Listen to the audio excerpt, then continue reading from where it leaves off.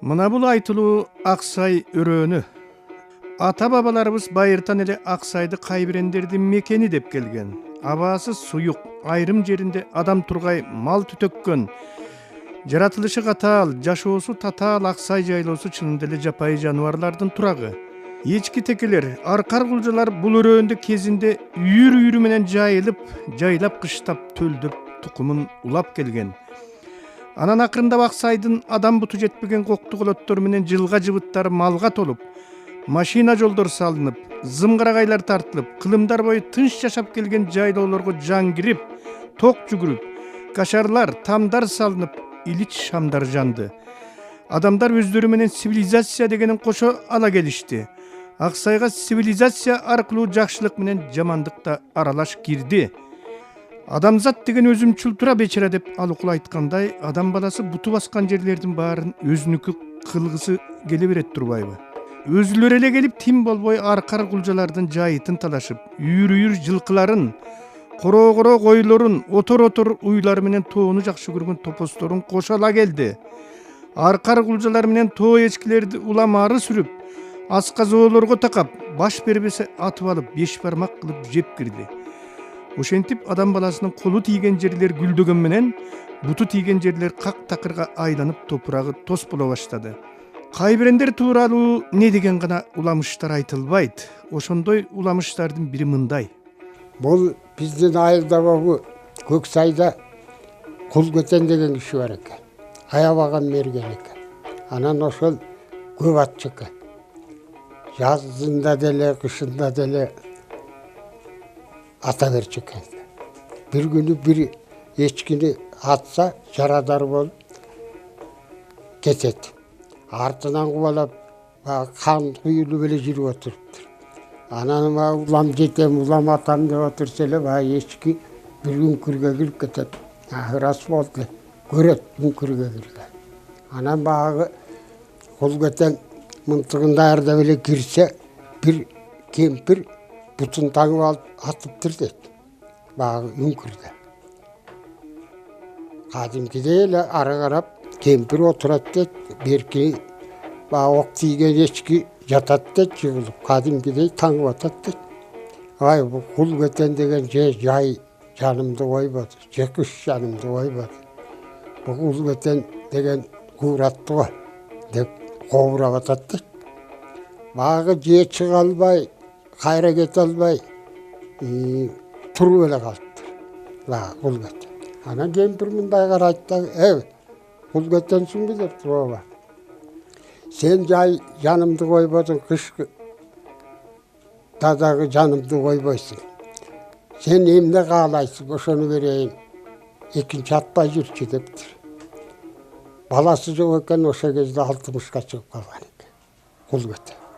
Анан айтат, багы айтарга дагы апкарып эле, унчукпай туруп эле, энеке, балам жок эле дептир. Тетиги көгөндөн каалашыңча чечип ал дептир. Улак байлаган илгери эме кой козуну байлачы да, ошондон тизилип турат дейт. Андан 4 чечип алыптыр. Эми экинчи мынтык албадагы эме кийик атпагын. Балалы болосуң, бара кой дептир. Аны эле чыгып кетет, мындай караса эле үңкүр жок дейт, көрүнбөй калыптыр. Анан ошону менен багы аялы деле карып калган кез экен. Балалы болот, 4 эркектер дейт. Анан 4 эркектер өгөндө, анан Баракан деген болуш бар экен. Дагы ошол Кулгөтендин айылында. Азыр деле бала бакыралар бар. Ошол айтыптыр, Кулгөтен жүрүп оякта көп аркар жатат. Ошондон атып бер дейт. Дагы мергенчи киши экен, болуш болгон. Баракан. Анан, мен Кудайга дагы убада бергенмин, ант бергем, экинчи мынтык кармабайм деп. Барбайм дептир. Эки эркек баласы койнунда экен. Sen bir albarsın şaytanды көрүп алып атпай жүрөсүң. Жүрү деп эле болбойт. Анан а кезде болуштун тилин алыш керек экен. Ал берки кулгөтен карапайым эле киши экен да. Анан барып тозотко отурганда эле аркарлар кулгөтенди көздөй эле келатат. Атайын десе эле бир жылаңач бала эме аркардын үстүндө келатты. Бир атып ийген го, бир атып, бирөө жыгылып калды. Экинчи атайын дегенде эле жылаңач бала аркарды минип баратыптыр дейт. Ошондо эле мынтыгын ыргытып ийиптир кулгөтө. Атайын болбой калды. Анан эле багы кошо баргандар айтат, ой сен келесо эмне аткан жоксуң, бир деле атып дейт. Болбой калды дейт. Сыр берди мага. Анан үйгө келсе, багы койнунда жатып туруп кеткенде эки баласы калганда төшөктө. Экөө ойноп атып экөө тең сууга түшүп кетти дейт, буягында. Өлүп калыптыр дейт. Мына ошону абышкалар айтып калчу. Азыркы учурда Кыргызстандын тоолорундагы кийиктердин айланасында коомчулукту кызыктырган мамлекеттик деңгээлде да көптөгөн суроолор пайда болуп, жада калса муну саясатташтырып да жиберишти. Ата бабаларыбыздын кылымдап жашап келген көкүрөккөөдөн билимине атаандашкан азыркы учурдун илими, тагыраак айтканда жапайы жаныбарларга түз тиешеси болгон биология жаатындагы илимге жогорку бийлик көбүрөөк ишеним артат эмеспи? Анда эмесе кырылып түгөт болуп баратат деген аркар кулжалар тууралуу бүдөмүк маалыматтарды тастыктаган илим өкүлүнүн айткандарын уксак. По численности на данный момент вот мы проводили исследование в 2010 году. У нас составило около 16 тысяч особей. То есть мы, скажем, я немножко вот хочу рассказать о научный таким подход, как мы подошли. Раньше, например, изучалось, брали там территории, несколько территорий ключевых таких, вели подсчет, а потом уже как бы экстраполировали, распространяли на всю территорию, где живет баран, и подсчитывалось, получалось очень большое количество. Ну, мы от этого отказались, конечно, решили посчитать это единовременно по всей территории, только визуально. По вот нашим подсчетам получалось 16 тысяч, то есть это уже то минимальное количество, меньше которого быть не может, а больше может быть, потому что все-таки мы учитывали зимнее время, во многих местах лежит снег, во многих местах мы не смогли попасть, просто-напросто физически не смогли проехать, попасть, поэтому эти места остались неохваченными. Отсюда напрашивается вывод, что 16 тысяч это тоже как бы с одной стороны можно сказать и большая сумма, количество, да, а с другой стороны для такого вида как горный баран и той территории, которая существует по экологической емкости, да, это очень мало, это мизерное количество вот этих вот подвидов. У нас в Кыргызстане вот сейчас на данный момент существуют очень такие большие проблемы. Почему их численность так сильно сокращается? Вроде бы он охраняется. Баран занесен в Красную книгу с 1985 года. Численность, она как бы все равно не растет, остается на том уровне, на котором она сейчас вот существует. Это связано с тем, что традиционно киргизский народ его использовал. На него традиционно всегда охотились, всегда на него был очень большой спрос. Каждый охотник, считающий себя хорошим охотником, считал своим долгом, обязательно должен поохотиться на барана. Если взять те времена, 60 лет тому назад, конечно, тогда было техники не столько было, конечно, оружия не столько было. И все равно у людей как бы был другой подход. Скажем, они бережно относились к этой природным ресурсам. Бул мергенчилик, бүркүт салган, куш салган, илгерки ата бабабыздан бери эле калган кесип да. Кесипти дагы чебердеш керек. Аркар кулжа жаратылыштын байлыгы да. Ошол айырман менен кылган үчүн көбөйүп атты. Айтып атпаймынбы? Жаздын күнү атпайт. Тугут убагында атпайт. Качан семирип бири күздүн күнү гана ал жүгүрөр убагында да атчу эмес экен. Жайына койгулат. Азыр тугут убагында да атып атпайт. Мына бул чоң мынтык эле жеп коюп атат. Мына мен өз көзүм менен көрүп жүрөм. Самолет эссе, күркүресе, аркар кулжалар качып кетип атат. Ал жан машинени көрдү дегиче илгери я жыт алган деп айтпадымбы. Кишиден эле жыт алчу, азыр машинеден да коркот, самолеттен да коркот. Жаркырап жайнап тоолорда аркар кулжалар жүрсө бул жердин берекеси да. Ана бир эле аккан арка башына бир гүл төгүп, же бир кык төгүп суунун баары булганат, Мына ошол биз жаңкы чоңмунтук менен булгап атабыз.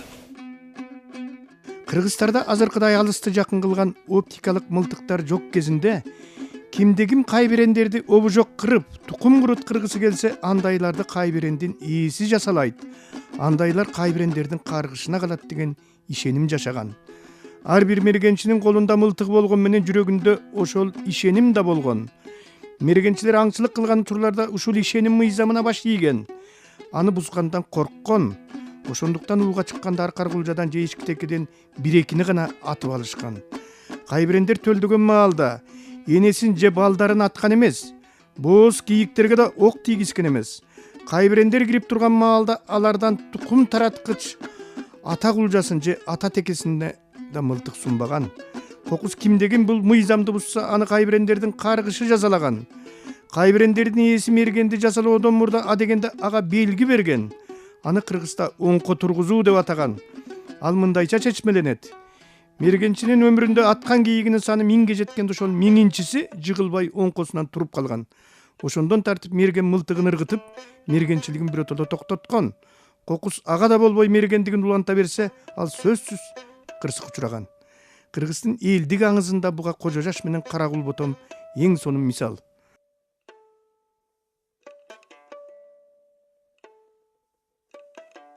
Мен бала кезимде суречкини кубалап баратып жалама соого асылып калган Кожо Жашты аябай азап тарткан күндөрүм болгон. Суречкини жек көргөм, көрсө түшүнгөн эмес экем.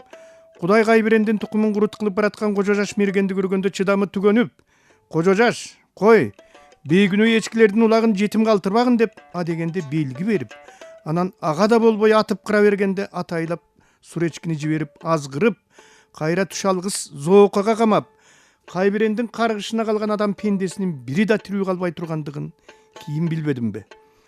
Кайберендин улагынын бооруна талгак болуп, Карагайдын түбүндө жаткан чаарчыкты атып алдым деп кубанып келип, ойноп жүрүп элик тончону уктап калган карагыл аттуу каргадай каралдысын атып алып, жалгыз баласынын боорун жеп какшап калган карт мергендин арманы баарыбызга белгилүү го. Ушул эле Аксайдын күн батышы менен күн чыгышына тосот коюп, Каразоого камап алып, улагы менен бир үйүр эчки-текени кырып өлтүргөн мергенчинин бүтүндөй үй бүлөсүн үчкөндөн кийин жер титиреп, тоодон кулаган таш басып калып, тукум курут болгонун эстейм. Желининде сүтү кайнап, ана төлдөйт, мына төлдөйт деп турган маалында убал сообуна карабай, кайберендин этин эңсеп, үйүнө үстөл жайып, казанын асып коюп, азыр эле атып келе калабыз деп, эне кайберендердин эмчегинин сүтүн агыскан бойдон Аксайды айланта кубалап жүрүп, аткылап, асмандан вертолету кулап түшүп, тирүүлөй өрттөнүп кеткен бай жигиттерибиздин кайгылуу өлүмүн да биз бүгүн унута баштадык. Кече жакында эле Арпа жайлоосунда бир окуя болду.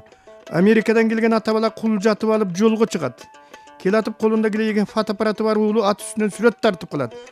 Фотоаппараттын шарак эткен үнүнөн үрккөн ат аны ала качып, кулап жыгылып, андан да үзөңгүгө бут илинип калып, ат тепкилеп жүрүп өлтүрөт. Бул кырсык да бекеринен болгон жок деп ойлойбуз.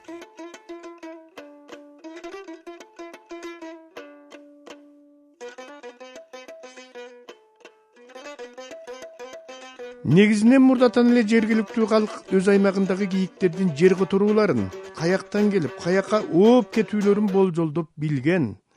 Бирок азыркы глобалдашуу доорундагы гипертехнологиянын күн санап өсүшү менен илим дагы өзүнүн ыкмасын жаныбарларга көбүрөөк колдоно баштады. Маселен, учурда убара тартпай туруп эле жапай жаныбарларга спутник байланыш аркылуу байкоо жүргүзүп алганга өттү. В 2010 году тоже нами была предложена Боннская конвенция. Это международная организация по мигрирующим видам. Боннскую конвенцию, чтобы включить в приложение 2 горного барана как мигрирующий вид. Мы все знаем, что они мигрируют на большие расстояния, особенно в период гона. Они вот у нас с сопредельных республик, от Китая переходят к нам, от нас к Китаю идут, в Таджикистан к нам приходят, туда идут, с Узбекистаном есть. Со стороны Казахстана тоже есть. Но мы не знаем коридоры экологические, где они проходят, в какой сезон проходят и в каких количествах проходят, да? И возвращаются ли они обратно. То есть это полностью связано с миграцией. То, что касается этой программы, мы вот буквально в начале этого месяца осуществили одну часть той программы по отделе радиошейники, по которому мы можем проследить по спутнику, как же они передвигаются. Нам удалось поймать в Высокуйской области 2 особей, самцов. Именно почему самцов? Самцы являются носителями гена. Выраженная миграция это только самцы показывают.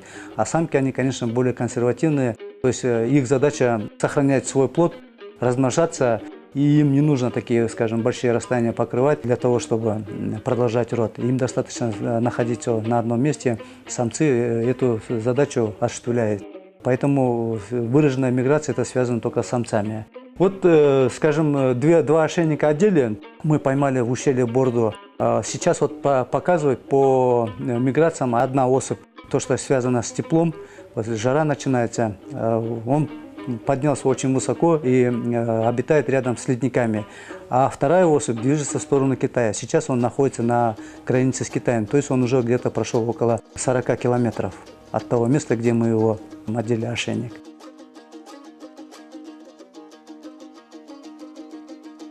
Советтер сайысы урагандан кейін мурда тыюу салынып келген аңшылық құралдары кайрадан араанын ачты.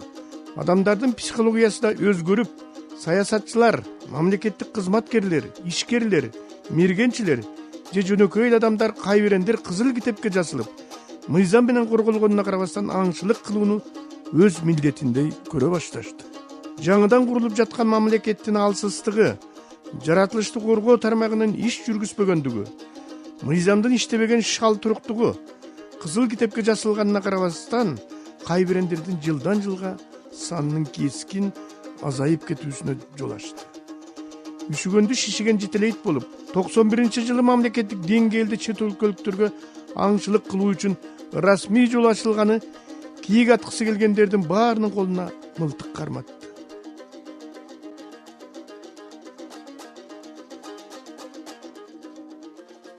Ар бир нерсенин өз маалы болот эмеспи?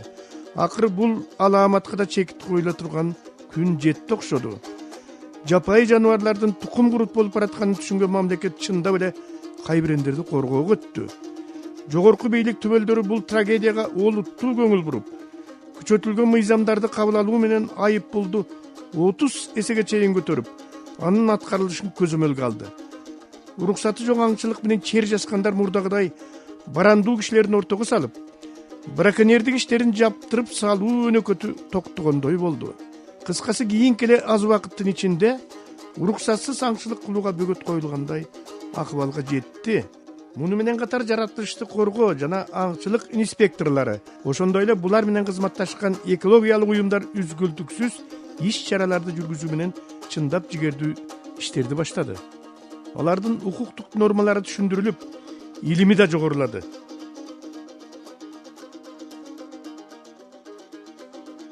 Өзгөчө кайтаруудагы жаратылыш коруктары көзөмөлгө алынып, башка жаныбарлар менен катар кайбирендердин беймарал көбөйүшүнө ыңгайлуу шарт түзүлдү.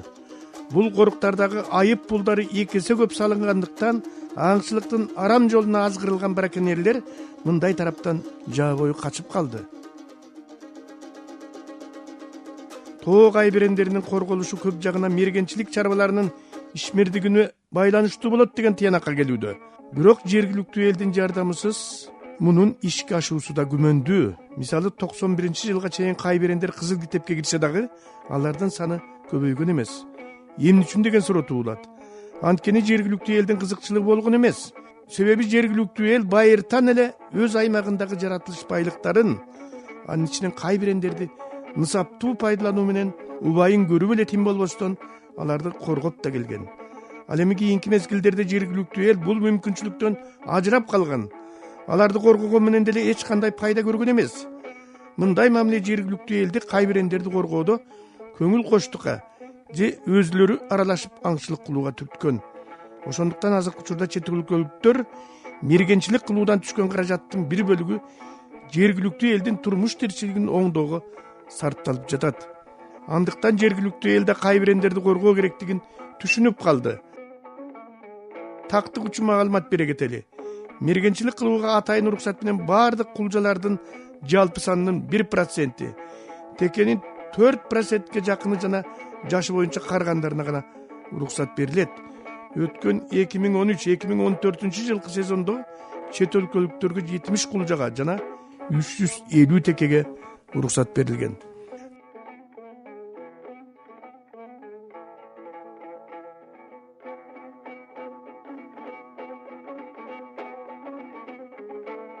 Кыргызстандын жаратылышы, жануарлар дүйнөсү чет өлкөдөгү окумуштуулардын да кызыгуусун арттырууда.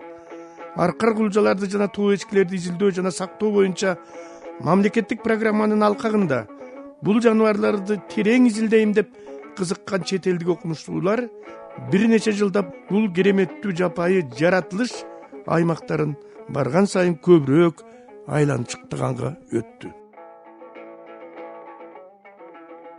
Саңат өзүңөрдүн эсиңе кайра салып туруп, эгерде дагы атыш керек болсо кийинки сокто алып турду кайра салып ата бересиң.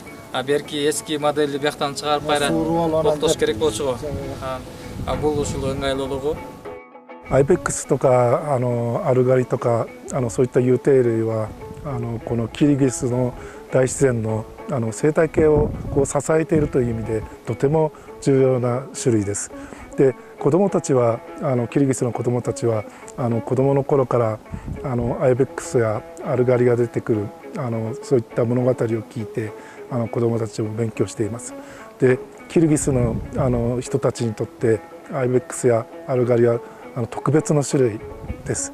で私たちは将来にわたってこの大事な動物たちを残していくために地元の皆さんレンジャーの皆さんと一緒になってどうにかこの自然を将来にわたって未来永劫にわたってこう残していく、そのためにいろんな努力をしているということです。Кичине ылдыгар атайынбы? Ошонун кейти ошонун тасы. Болду.